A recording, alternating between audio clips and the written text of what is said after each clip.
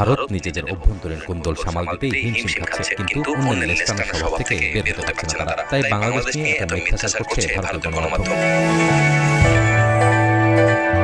গত 2 মাস আগেই ভারতের অরুণাচলের 60 কিলোমিটার এলাকা দখলে নিয়ে সামরিক ঘাঁটি স্থাপন করেছে চীন।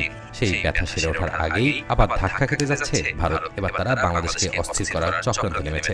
সামরিক সূত্রে জানা যায়, রংপুরের লালমনিরহাটে ব্রিটিশদের তৈরি এশিয়ার বৃহত্তম বিমান ঘাঁটি পুনরায় সক্রিয় করার কাজ শেষ পর্যায়ে। ওই বিমান ঘাঁটিটি ভারতের চিকেন নেক থেকে মাত্র 12 কিলোমিটার দূরে। যা করা গেলে হুমকিতে পড়বে ভারতের সার্বভৌমত্ব, নড়বড়ে হয়ে পড়তে পারে ভারতের 7 সিস্টার নামক 7টি রাজ্য। এমনিতেই সেখানকার রাজ্যগুলি দীর্ঘদিন স্বাধীনতার দাবিতে আন্দোলন করে আসছে। তার উপর হঠাৎ করে বাংলাদেশকে খেপিয়ে ভারত নিজেরাই নিজেদের বিপদ ডেকে আনছে। বাংলাদেশকে অস্থির করে ফায়দা লুটতে চাওয়া ভারত নিজেদের ফাঁদে পড়তে পারে 7 সিস্টার ইস্যুতে। কারণ দুই দেশের এমন শত্রু সম্পর্ককে সুযোগ হিসেবে নিতে পারে ভারতের পাশের শত্রু দেশ চীন।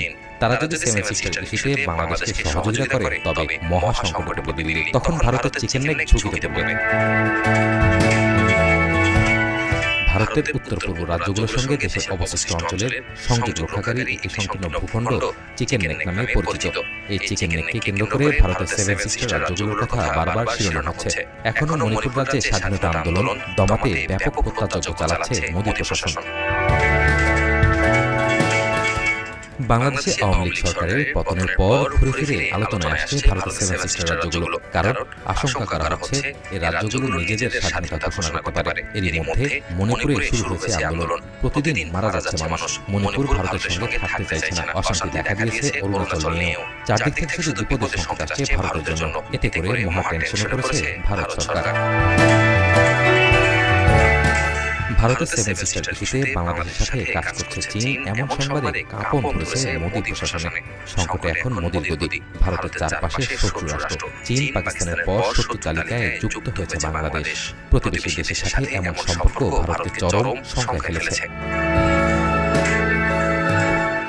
ভারতের পালিত শাসক স্বৈরাচারী হাসিনার পতনের পর বাংলাদেশের হাল ধরেন বিশ্ববরণের ব্যক্তিত্ব নোবেল বিজয়ী ডক্টর ইউনূস। দায়িত্ব নিয়ে তিনি ভারতকে কড়া ভাষায় হুমকি দেন। তিনি বলেন, বাংলাদেশকে অস্থিতিশীল করা হলে প্রতিবেশী মিয়ানমার ও ভারতের 7 সিস্টার শান্ত থাকবে না। সম্প্রতি আগরতলায় বাংলাদেশ হাই কমিশনের হামলার ঘটনায় বৈষম্য বিরোধী ছাত্র আন্দোলনের নেতারা ঘোষণা দেন, ভারত যদি ঢাকাকে অস্থির করতে চায়, তবে বাংলাদেশ বসে থাকবে না। ভারতের 7 সিস্টার ছিন্ন বিচ্ছিন্ন করে দেওয়ার হুমকি দেন তারা।